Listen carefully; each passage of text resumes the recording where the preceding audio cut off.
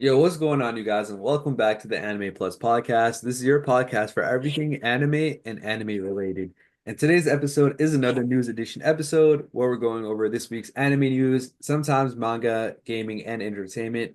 But this is a pretty solid week of anime news. We got some fun stories, we got some weird ones, and honestly, bro, it's just another typical week. So with that being said, if this is your first time here, I'm your boy Aray, and I'm with my co-host Own, who is currently doing 90 on the highway, bro. How you doing, bro? Bro, I'm doing good, bro. I'm behind your brother. Easy right now. We are moving. Um, I still got 2.5 hours home, so Mhm. this is about to be a nice, relaxing pod. Yes, sir. All right, bro. So as always, we're gonna start it off with a more entertaining story.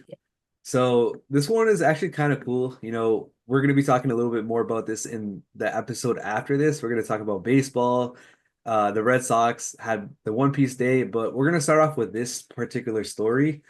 So Shohei Ohtani, who is the biggest Japanese baseball star out of Japan, pretty much ever, he had a walk-up song, and every single player when they go up to bat, they have a walk-up song, and usually they typically choose their own songs. This particular night, they had a woman's night, so the team let their wives, girlfriends, whoever choose their walk-up song. So Shohei Ohtani's wife chose the Sailor Moon's anime's opening theme song as his walk-up song. Bro, that's sick, bro. Isn't he like the GOAT of baseball? A lot of people say, yeah, he's won back-to-back MVPs, I believe, so he's just up there. How is his build? Dude, he's a big dude, bro. I mean, he set like a home run record last season, so he's nice with it. Holy shit, bro. Out of Japan, coming in, violating. That's amazing. And I saw like a picture. That's what I'm saying. Like, how tall is he? I couldn't tell you, but he's probably over 6 if I had to guess. I mean, he's a big guy. Yeah, yeah, yeah. I always like thought Japanese people were a bit smaller, but this guy defies all of that shit because Dog, he's 6'4". he's 6'4", He's a dude, monster. massive, freaking. He's probably fast as shit. Hits the ball like super hard, Hmm. and damn, bro, the fact that his his intro music is Sailor Moon, that's funny as hell, bro. Yeah, no, his wife just chose it for him. But like a fun fact about that, this was his first home run as a dad. Oh shit, bro, Yeah. congrats, that dude. I don't know if it was that, like, obviously that walk-up song would probably be played for that entirety of that night. So dude's first home run as his dad was him walking up to a Sailor Moon opening. I think that's kind of crazy. Damn, bro. What team is he on? He's on the LA Dodgers. Does anyone else have an anime like type of theme song, or is it just him? I'm sure there's some others. Like we yesterday when we went to the game, we heard that TikTok trend. So I'm assuming that like players can choose it whenever they want and change it. Damn. But as far as I know, because I don't watch a shit ton of baseball, this is the only one that I know of. So when you say intro song, right? When when are they playing this? Yeah, so like when a batter comes up to bat. Yeah. So let's say one batter, he strikes out. The next one comes up. Then as soon as he comes up, they have their own song. So yesterday we heard a lot of Hispanic music, remember? Yeah, yeah, yeah. That was when these batters were coming up. So his when he came Oh, up was that Sailor Moon opening. that's what it is. Oh, Yeah. because like I'm like, because when we're at a basketball game, you just hear random music, right? And you hear like Yeah. random noises. So I thought it was the same thing where like it was just random music or random noises that they were just playing based on whatever was happening. But this is everyone's intro. That's pretty sick. Yeah. It's sick. Everyone has their own. I know like they didn't have this when I used to play baseball, but I know I've seen a lot of clips of like Little League baseball, younger kids. They have their own intro songs too. So it's kind of cool that it's carrying on, but this is something that they do, every team does. Yeah. Okay. I mean, do you have you heard the song and do you like it? I don't know which one it was. I did see the clip though, so I thought it was pretty cool. What would your anime intro song be? Bro, it's got to be the either the drums of liberation or that dun dun dun from One Piece. Oh, bro, if someone had that as their song, I can't go on. That's what I was saying, bro. Like that would go so hard. Like you'd be hyped up before you go for your up bat. Bro, that would be sick coming in with that One Piece hype music. Right. Hell yeah. But yeah, let's get on to the next one. All right. So again, just touching up on the whole One Piece day at the Red Sox. The news is Luffy is there to throw the first pitch, which we actually ended up going. So before we actually put this episode together, we hadn't gone yet. So just looking back, we were hoping that it was going to be Inaki Godoy, the live action actor, but it turns out it was just like inflatable costume. But nonetheless, it's still pretty cool. Yeah, I mean, we went yesterday. That shit was sick. Um, so many One Piece fans. We have an episode dedicated for this week for this event. So I don't want to rush too much on this. It was a Yeah. sick event. But if you want to learn more, definitely go to that episode. Aray, when's it coming out? Comes on Thursday. Yeah, so if you're hearing this on Tuesday, that episode comes out on Thursday. So definitely go tune in, and we talk, heavily about the whole talk about what's going on over there. So definitely, give it a listen if you're interested. Yeah. Can you say that one more time? The mic just cut out. Just the Yeah, last part. so if you guys are interested in hearing our thoughts on the One Piece X Red Sox Day collab, we were actually there, me, Aray, and a couple others. We actually have a special guest on that podcast too, so definitely tune in. And yeah, we go in depth on our experience there and the merch, everything, pretty much the game itself. Yes, sir. All right, let's get on to the next one. All right, bro. So we're gonna be talking about the beginning after the end, otherwise known as T-bait. We had the whole controversial thing where the anime is very heavily disappointing to a lot of different people. But we're not gonna be talking about that. We're gonna be talking about some good news regarding T-bait. So what they're doing is they're getting together a Kickstarter campaign for the web novel. So now we're gonna be able to get a print run. So this is something that a lot of fans have been very excited for, especially because the anime has not been up to their standards. So, it's not all doom and gloom for T-Bait fans. So there's at least a Kickstarter campaign for that. And if all things go according to plan, we'll be able to get a print run for the series. Bro, that's sick. I mean, um, Kickstarter is like the perfect platform for like anime because obviously, like you need fans, right? You need people to back your Kickstarter. But it's Mhm. perfect because T-Bay already has such a big audience, and out of the people that actually want this, hardback cover or whatever novel that they're making, Mhm. um, you could go in and you can actually um, get it early. I know some of the way Kickstarter incentivizes people to invest per se is by giving them early access and shit. So if you guys are huge T-Bait fans and do want early access and stuff like that, definitely go check that out. It'll be sick. Yeah, for sure. I mean, this series is just absolutely massive, and with a anime that's disappointing, like this is the perfect avenue for people that are still loving the series, but I just not been vibing with the anime. So there's a good potential of a great outcome here. All Yeah. right, you want to Is move this on? something that you're gonna?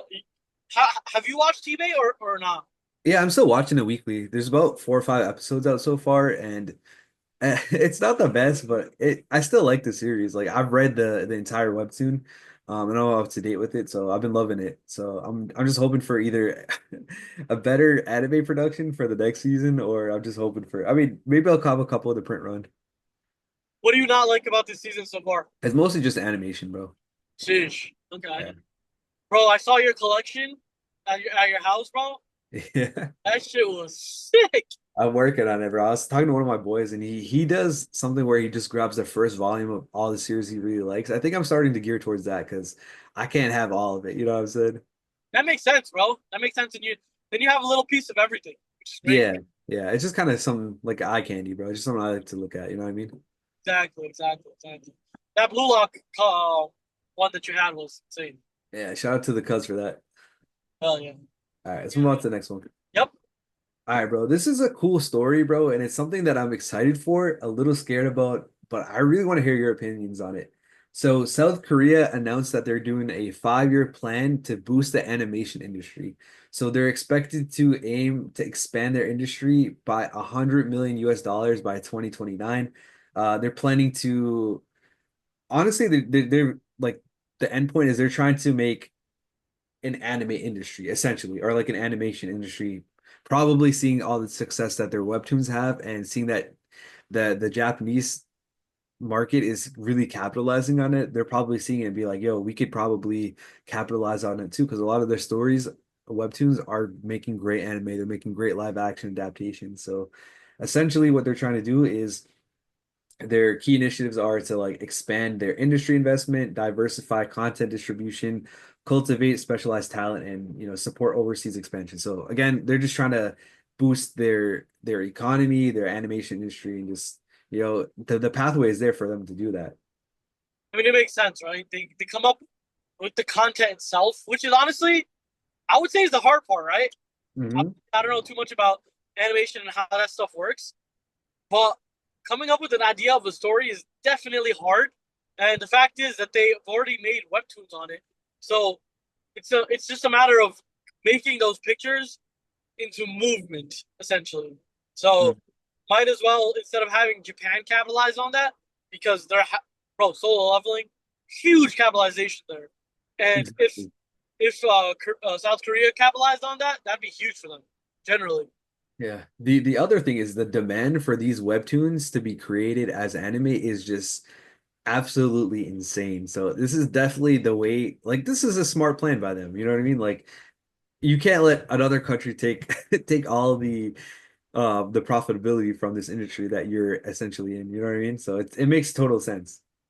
Exactly. It's like it's like putting in all the work and allowing them to just throw it out, which is yeah.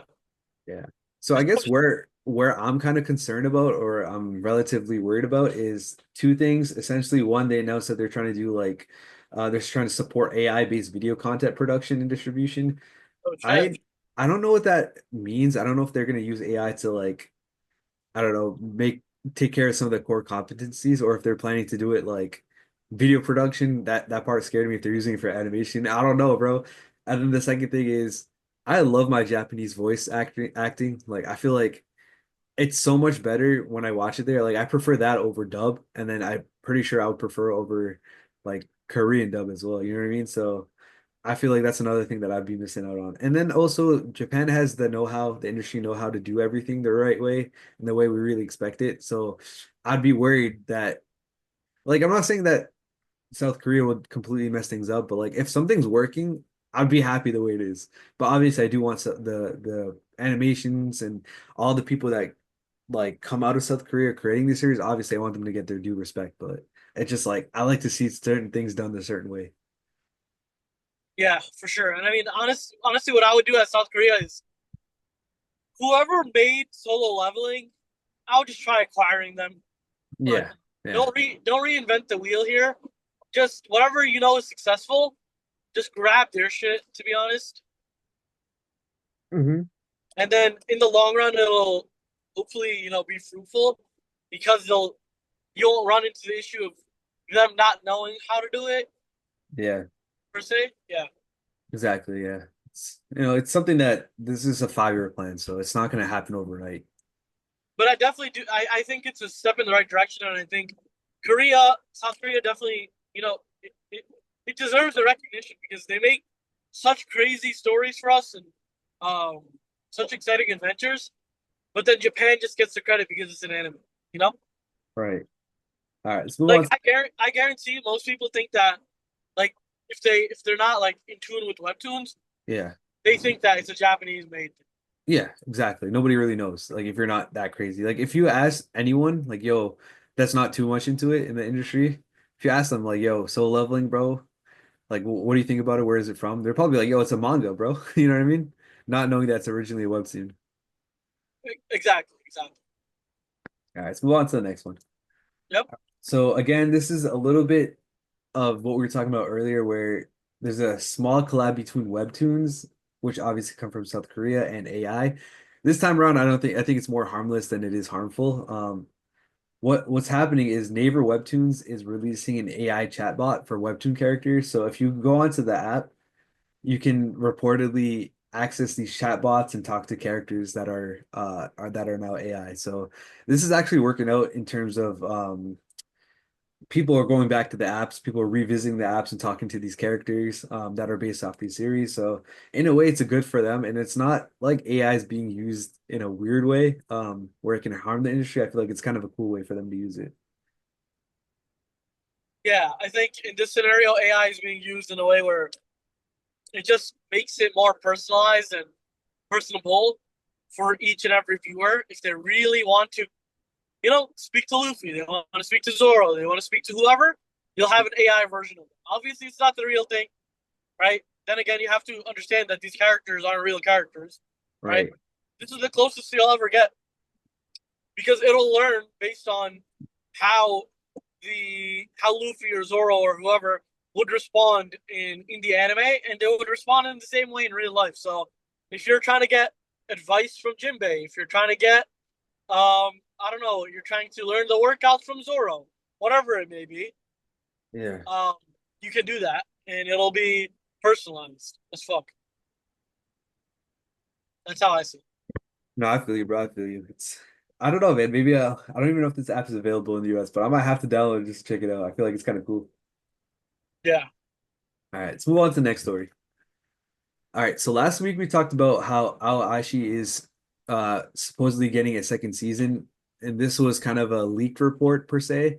It's finally getting 100% confirmed, before we saw it in the magazine, but now it is officially announced for 2026. Now the problem is they're switching over their production anime production studio. So previously it was Production IG, and now they're switching over to TMS Entertainment. I don't think that TMS Entertainment is bad per se, but sometimes when a studio switches over, a lot of things change with the vibe of the show, and sometimes the quality gets worse. For example, when One Punch Man switched over, like there was a lot of controversy with that. They went from Madhouse to JC Staff, and a lot of people hated that. Attack on Titan was another one where they went from Wit Studio to Mappa. That was another one where people weren't really happy with it. So, it's just one of those things where you worry about it until you don't have to worry about it and until the season comes out. But me personally, bro, Awashi is awesome, bro. I don't think that they could really mess up the animation that badly unless it turns into a Blue Lock situation where the animation is just so frame by frame. But at the end of the day, I love the story of the series, so I personally don't mind, but I know a lot of people do mind. Yeah. I agree with you completely on that. But yeah, let's move on to the next one, brother. Yes, sir. All right, so next up we got a new anime that is getting adapted. It is called Roll Over and Die. This is originally a manga that is getting adapted into a TV anime. We don't know exactly when it's coming out, but I can read you the synopsis and you let me know what you think. Okay. Okay. Flum Apricot was never meant to be a hero. Despite stats that were zeros across the board and a power she can't even use, she somehow finds herself a member of a party of heroes. But Flum's life hits rock bottom when the party's renowned sage, Jean Intige, decides that the useless girl is dead weight and arranges to have her sold into slavery. Damn. What Toss the fuck? it still goes, ready? Tossed to monsters to be feasted upon for her master's entertainment, Flum makes a desperate choice to reach for her cursed weapon, and something new awakens within her. A grim, dark tale about one woman's blood-soaked quest to reclaim her life. Holy shit. What do you think about this? I think it's fire, bro. Yo, she got sold to slaves, and the master just like feeds her to monsters. I don't know, bro. I kind of like it, bro. Okay. So because I was driving, I didn't hear the end part. So okay, so she got sold as a slave, right? And then Yeah. what? And then her master is like trying to feed her to monsters for his entertainment. What the fuck is going on, bro? Yeah, she got fucked over, bro. Holy shit, bro. Um, and I'm assuming she tries her hardest not to get eaten. Yeah, so I'm assuming so it says at the end that like it's a tale about like her blood-soaked quest to reclaim her life. This has a potential to be a badass revenge story. Yeah, bro. If she tees up and freaking gets a lot stronger. Hmm. Doesn't let these monsters eat her up. That's the story within itself. So I like that. Yeah, honestly, bro, I might give this one a watch, bro. I don't know if I love the artwork on this, not the artwork, the promotional pictures, because like it looks very opposite of what we just read. But I don't know, man. I'll definitely check this out. It's honestly a cool concept realistically I've almost never heard before. So Hmm. yeah. All right, let's move on to the next one. Yep. All right, so we got a couple of bad news regarding two series. We'll talk about the first one first. So Baki Rahen, the manga, is going on hiatus until May 15th. So that's for 2 issues, 2 weeks. It's not getting a new chapter. We don't know exactly why, unfortunately, but it's just not coming back for 2 weeks at least. 2 weeks isn't bad. Yeah, yeah. I wouldn't be too worried about it, especially if they didn't announce like, oh, it's because of the author's health or anything like that. So I'm not too worried, but we'll just have to wait and see. Like One Piece was just on a freaking hiatus for how long? Yeah, 6 months for the anime. Months, bro. Like that's a long time. Mhm. Yeah. All right, let's move on to the next one. So the Yep. next series that's on hiatus is called Fly Me to the Moon. The manga for this series is also going on hiatus. Unfortunately for this one, we don't know when it's coming back. So it's not like 2 weeks it comes back. It could be forever, or it could be for a couple of weeks, couple of months. Remember when Freeran had the same situation where we didn't know when it was coming back and it was like a month or so? It could go down that route, or it could be like a Hunter x Hunter, where it's just like one chapter a year or something like that. So this is always the worst case scenario, in my opinion, not knowing when it comes back. Do we know why? We don't know why. They haven't said it yet. Typically, if they don't announce it right away, it might be something else. Like it might be the author gets sick, and then they want to like wait a little bit and see how the author is feeling before announcing it. But I don't know, man. I couldn't tell you for sure. Damn, bro. Hopefully, I mean it comes back pretty quick. Definitely don't want it to be like a Hunter x Hunter situation where like Yeah, that never comes back type. But I do hope you know, they figure out whatever they need to figure out and we get it back soon. yes, sir. Let's move on to the next one. The next one is a cool collab. It is a collab with Gundam and Umbrellas. So this one's cool because Gundam is that whole mecha anime stuff where they have like those giant robots. So these umbrellas that they're coming out with are actually in the shape of a shield. So they look sick, bro. There's like 5 or 6 of them and they look like a shield. Imagine an umbrella that's a shield. It looks sick. Bro, that is sick. I can't even lie. Yeah, I me, like the covers they come into. yeah. They're like team based or character based, whatever. I don't watch Gundam, so I don't know. But imagine they're like metal, like umbrellas. Dude, that would go hard, bro. I know me and you personally aren't Gundam fans, but these are sick. Yeah, I mean, even though I'm not a Gundam fan, the umbrellas themselves look gas. So Yeah, for sure. All right, let's move on to the next one. Oh, and by the way, they're about $50, which isn't it's a lot for an umbrella, but for this collab, it's not too bad. yeah, right. $50 for $50 for an umbrella is a lot, but like you're not paying for the umbrella, you're paying for the cloud. Right. All right. And you're paying for a shield, Loki. Thank you. Yeah. All right, let's move on to the next one. All right, bro. So a little bit of a Kagurabachi update with the manga. So obviously this is a series that popped off maybe 2, 3 chapters after its initial release. There was already talks about it getting an anime, which usually don't happen until at least chapter 50 and mostly after chapter 100, which by the way, I don't even think it's around there yet. And we did have a small leakage that it is getting an anime some point in time. But we're talking about total copies in circulation. It just reached 2.2 million copies in circulation, which relatively speaking is a decent amount. It's still, in my opinion, not a lot. Like, for example, like we talk about the 100 million club a lot, where certain series have reached 100 million, where it's like My Hero, JJK, Demon Slayer, One Piece, and that's about it for what's going on right now. But this is only 2 million in retrospect. But still, this is still a newer series, so 2.2 million is still a pretty good feat. It's good, it's good, man. And a lot of people are hoping that this becomes the next new battle shonen anime. So I'm kind of hoping that we get more sales in this and the series really pops off because it's been a minute since we watched a fire battle shonen. Facts, bro. We need some nice. new crispy um shonen to watch, bro. We don't Soul Leveling just ended. We need not ended, but obviously season just ended, so we need something to get in the mix over here, bro. Right. All right. You want to move on to the next one? Get it? All right. This one's kind of a random story, bro, but I figured I'd throw this one in anyways. So Oshinoko had an April Fool's joke where Kana Arima, which is one of the characters in the series, became a bell pepper ambassador. I haven't watched the second season, but I'm assuming that maybe in the second season she dressed up as a bell pepper or something like that. It turns out that April Fool's joke is no longer a joke, it's actually happening. So Oshinoko is collabing with with with I don't know if it's a bell pepper company or something like that. Yes, with the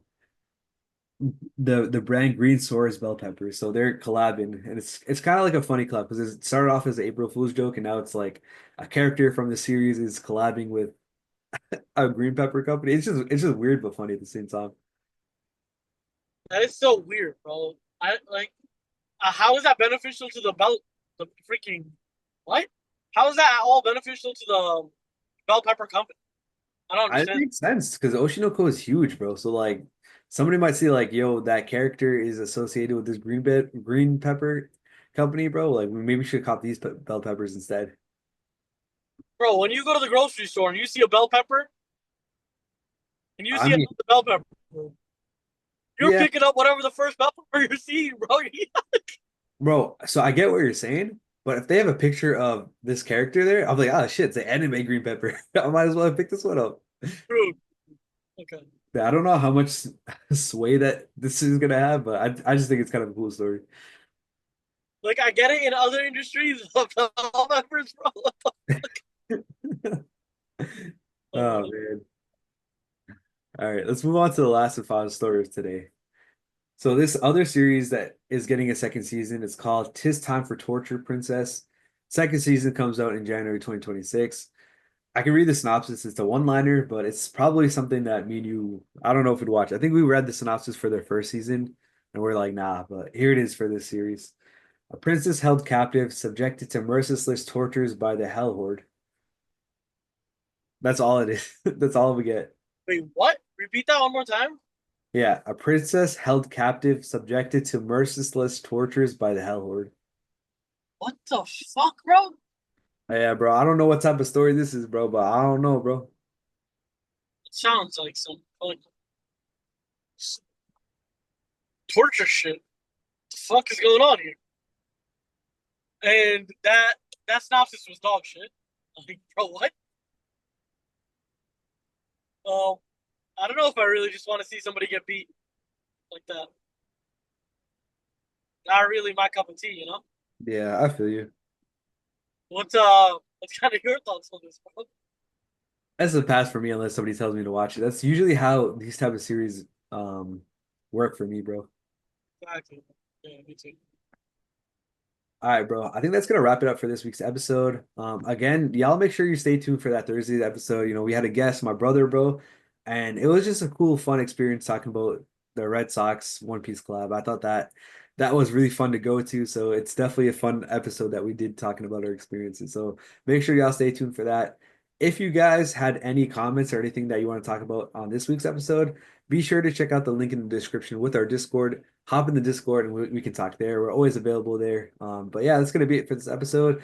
Hope you guys have a great week, and it's May time, bro. Go outside, enjoy the weather, bro.